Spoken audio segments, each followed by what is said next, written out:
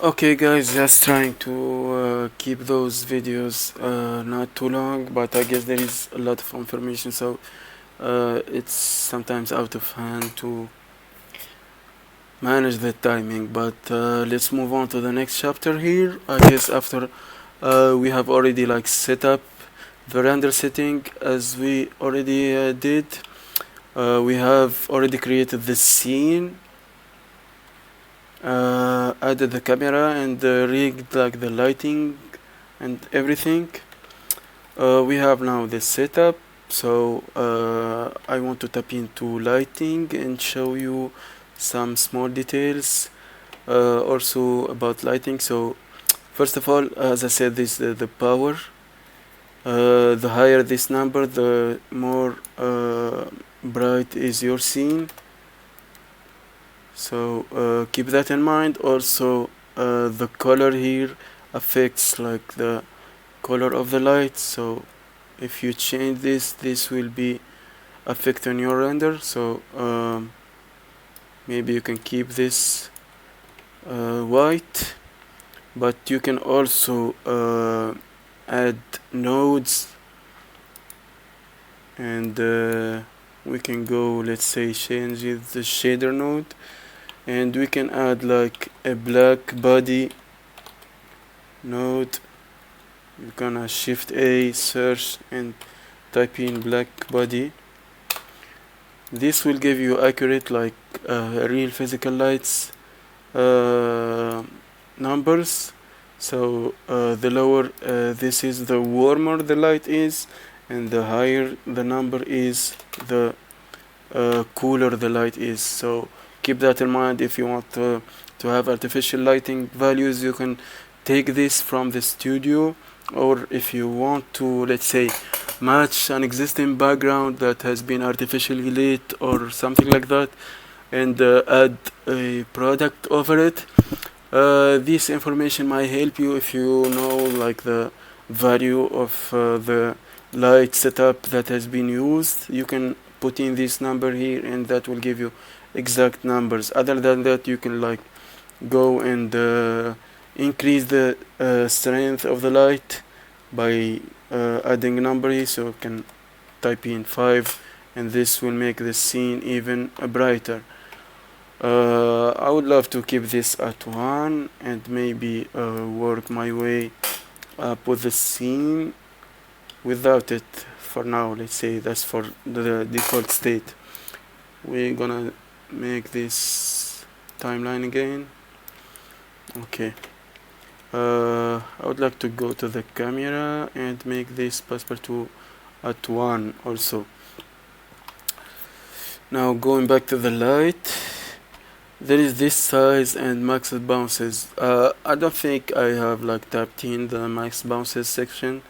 There is no need for that, but regarding the size, you must manipulate this size section if you want like a different result, like regarding the fall off and the size of the shadow itself. So if you want the shadow to be more sharp and more defined, like let's say coming out of a sunlit scene, you need like to have the size smaller. The smaller that is the light, the harder or the harsher is the shadow. You can see this changing already. Okay, this is too hard because the size of the light is too small. Also, the bigger the size, the more blurry the light is, and there is no definition there. So it's like an overcast scene that or a studio scene with a bit of foggy light setup. So you can change the size here. We usually use studio light with harsh shadow, so we need something smaller than 1 relatively to the scene. So if you have maybe some smaller objects with close-up shots, you might need to reduce the value even more. Okay, So we reduce this and keep some value. There is no harsh light in real life at 100%, so you cannot like put this at 0 because it won't be realistic, and you cannot like take it too much if you want realistic harsh shadow. So keep the value, I guess, at half a meter for now, and you can like change this later. Also, something else affecting like the definition of the shadow is the distance of the light compared to the object that's lighting. So the more, let's say, the light is far from the object, the more it's harsh, but then you need like to increase the amount of power. So let's say I will move this back by clicking G and double tap Z, and now I can take this even far away. This will make like the shadow sharp, and if I take this closer, this will make like the shadow blurry, but it has like more of a fall-off. There is more definition of the shadow, so you keep, I think, the distance of the light as in a moderate like value, so nothing too far, nothing too close. That depends also on your preference, and I guess something like that is good with even lower values. Also, the scene setup might vary, like the direction of the shadow, but trying to keep like the shadow within the area of the render, like within the camera view, is also always recommended here. So try to make the light even higher, move this high, so we can like keep the shadow within the frame.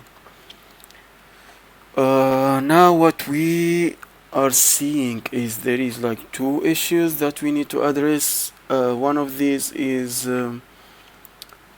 the backdrop is too dark there, and there is like this kind of dark area in the product. This will affect our final render. There is some turnaround or like a trick to do regarding the fill. You can add like a fill light, as I said, to even lighting this area and have more definition. You can click Shift D and rotate the light, get it from the opposite direction, but this will mess with our shadow in the scene. We don't need that. We can like go and remove this cast shadow, and that will remove shadows from the object, so it won't cast shadows over objects, but this might affect the look. I guess first of all we need to lower this power too much compared to the main light of the scene, so we will have this at 1000 maybe. This is giving more definition and more details. Also this looks more natural, so we will get this even lower to see some contact shadows here.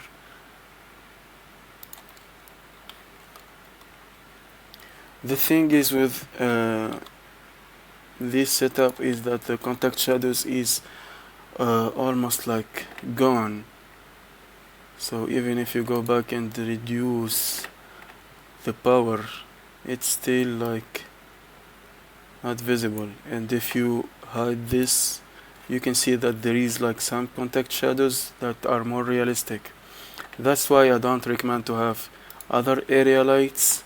Even if you remove this other option, nothing will change here. So I will get rid of this light as I don't recommend this, but as I said, there is a trick that is being done in photography is to have like some light diffuser on the side, like behind the camera or something, positioned out of the frame, and we can replicate that effect by adding a plane on the side. So I will hit shift and right click to place the 3D cursor here, and I will create like a plane, rotate this on the X by 90 and scale it up. Now you can see something different. We can hide this. If we hide this, this is the first setup that we have in our scene, and if we reveal the plane, it will give more definition, more bounce light back to the scene, but not removing that contact shadow. So it will lighten up the object better, give more definition and lighten up the shadow, but does not give any unrealistic like effect that we don't need. So this is also can be first of all, we can add some material to that to make it fully white. So just go to the material tab, add the material, new one, and go to the base color and make that completely white. There is nothing completely white in real life, but we're gonna also, this is already fakery, and we're gonna need that to be more white if possible.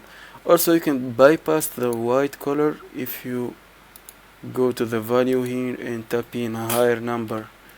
So this will give you more white balance, but also keeps the contact shadow and details here.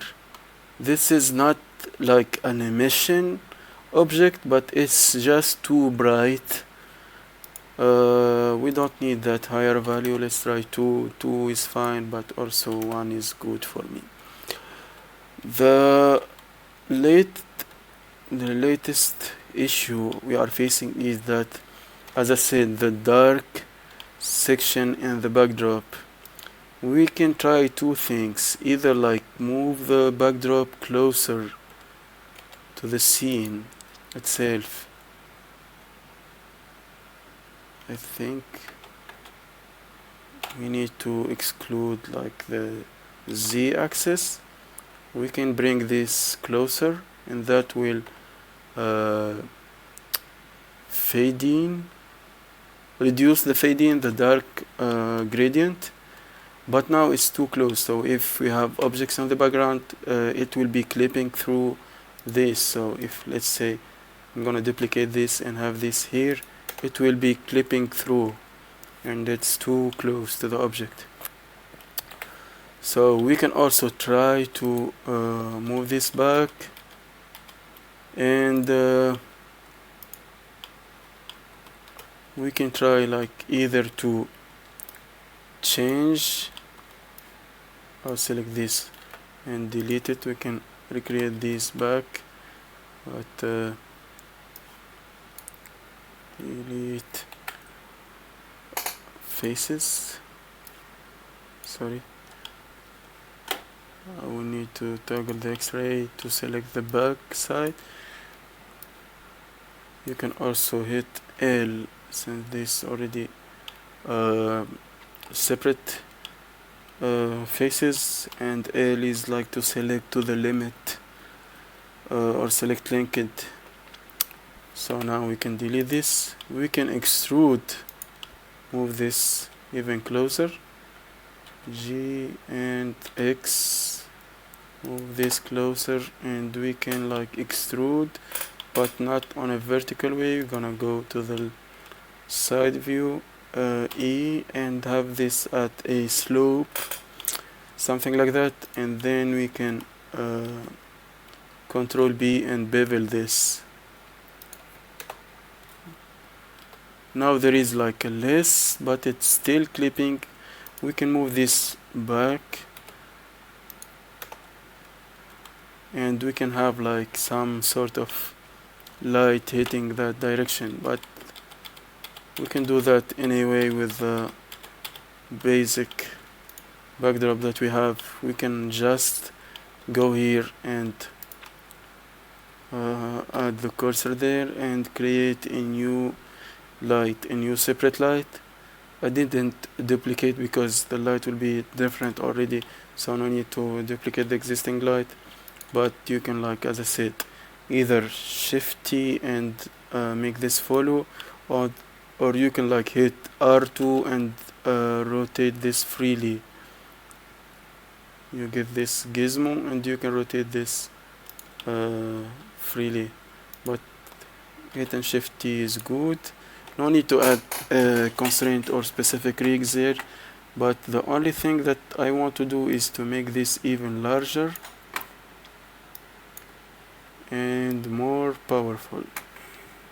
So this will be affecting the background only, so we try something like 500. Yes, make this even, move this back, just make it as far and direct it away from the product to not affect the shadow that you have already done. So maybe this at 1000. Okay, maybe even make it face the background more. So let's try 2000. You can remove this if you want to, and move it even back just to get rid of that. Let me show that line here, the shadow line that it's creating. So now you can like even enlarge this and even make it more powerful. This is just to reduce that gradient effect. So after in post-processing, when you are going to separately the layers and the TIFF file and have the background as the plain background, like the F8, F8, F8, you will have like less difficulty like selecting and masking your shadows. So basically, I guess this is most of the lighting setup. So we will move on to the next chapter